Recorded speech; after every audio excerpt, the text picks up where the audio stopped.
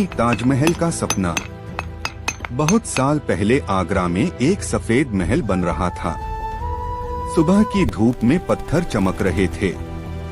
मजदूर आते, भारी पत्थर उठाते, कोई कंधे पर, कोई रस्सियों से खींचता। सभी पसीना बहाते, लेकिन आंखों में खुशी थी। छोटा लड़का अपने पिता को देखता, पापा ये क्यों बन रहा है? पिता मुस्कुराते हुए कहते, बेटा ये प्यार का महल है।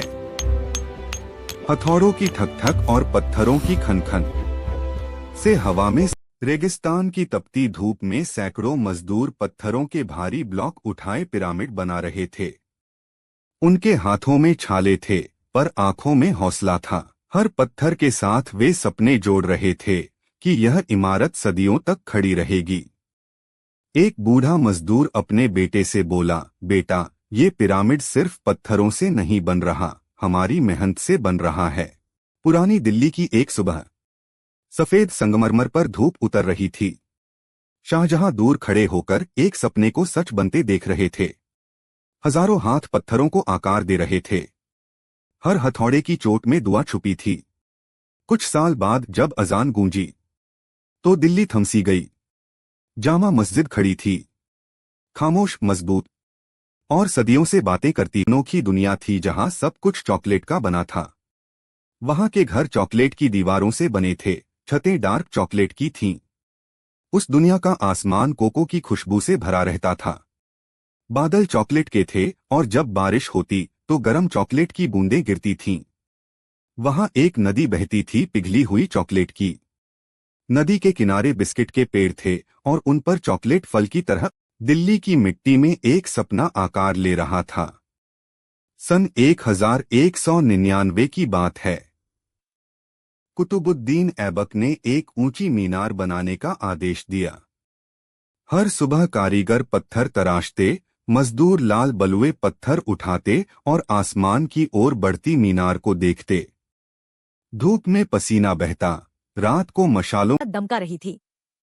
स्टार्ट लाइट बुझते ही इंजन की गरज गूंज उठी।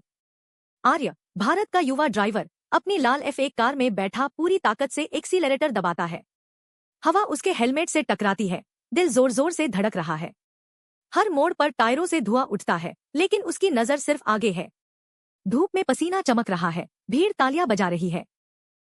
आखिरी लैप में आर्य ओवरटेक करता है और सबसे आगे निकल जाता है। फिनिश लाइन पार करते ही सूरज की रोशनी में ट्रॉफी चमक उठती है। ये सिर्फ जीत नहीं थी, ये सपने की रफ्तार। सिकंदर बहुत कम उम्र में राजा बना।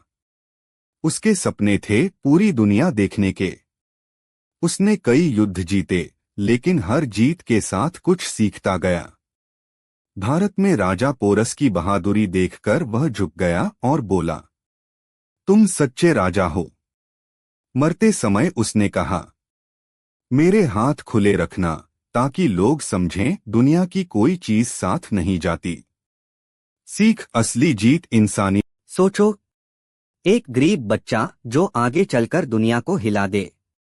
मंगोलिया में जन्मा तेमुजिन बचपन में ही अकेला पड़ गया। भूख, ठंड और दुश्मनों के बीच उसने हार नहीं मानी। वक्त के साथ वही बना चंगेज खान।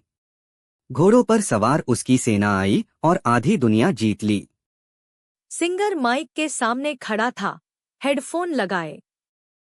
कंपोजर ने इशारा किया, रिकॉर्ड। पहला टेक ठीक नहीं लगा। सिंगर रुका, गहरी सांस ली। दूसरे टेक में दिल की बात आवाज बन गई। कमरा खामोश था, पर एहसास बोल रहे थे। टेक खत्म हुआ। कंपोजर एक रॉकेट लॉन्च पैड पर खड़ा था, तेज रोशनी, धुआं और दिल की धड़कने। 3, 2, 1। रॉकेट आग उगलता हुआ आसमान चीरता है। अंतरिक्ष में सब कुछ शांत। धरती एक नीली गेंद जैसी दिखती है। अंतरिक्ष यात्री खिड़की से बाहर देखते हैं, तारे पास लगते हैं, सपने सच होते हैं। फिर चांद की सतह, सफेद रोशनी। दिल्ली की तंग गलियों में एक शायर रहता था, नाम था मिर्जा गालिब। जेब में अक्सर पैसे नहीं होते थे, मगर दिल शायरी से भरा रहता था। एक दिन किसी ने उनसे कहा, गालिब साहब, इतनी गरीबी में भी आप हंसते कैसे रहते हैं? गालिब मुस्कराए और बोले, इंसान अमीर हो या गरीब, दर्द तो सबके पास होता है। फर्क बस इतना है कि मैं अपने दर्द को शेर बना देता हूं। उन्होंने जिंदगी में शोहरत देर पाई, मगर अपने अल्फाज से लोगों के दिल जीत लिए। उनकी शायरी मोहब्बत, दर्द और जिंदगी की सच्चाई बयान करती है।